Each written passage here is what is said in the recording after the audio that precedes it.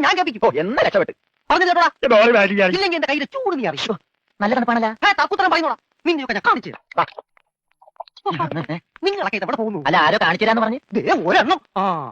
ഒരെണ്ണമല്ല 2 എണ്ണം. എന്താ നിങ്ങളെ കാണിച്ചെന്നതാ. അല്ല അല്ല മാം സാബ്, യുമാ നിങ്ങളെ കണ്ടിട്ടേ ഇല്ല. കണ്ടു. നിന്റെ കഴുത്ത് ഞാനൊന്ന് എന്താണ് അവിടെ? ഞാനും എന്റെ കഴുത്തിന്റെ അളവെടുക്കായിരുന്നു. അതൊക്കെ പിന്നെടുക്കാം. ആദ്യം അവന്മാരെ കൂടെ ഓ ചെല്ലടാ. അവന്മാരോട് അങ്ങോട്ട് ചെല്ല. വാ. നിങ്ങളിൽ ആർക്കാണ് ഭംഗിയായി ഷൂ പോളിഷ് ചെയ്യാൻ അറിയാവുന്നത്? എനിക്കറിയില്ല. ദൈവന് ഭംഗിയായിട്ട് ഷൂ പോളിഷ് ചെയ്യാൻ അറിയാം. എന്താ നിന്റെ പേര്? രമണൻ. മലനോ?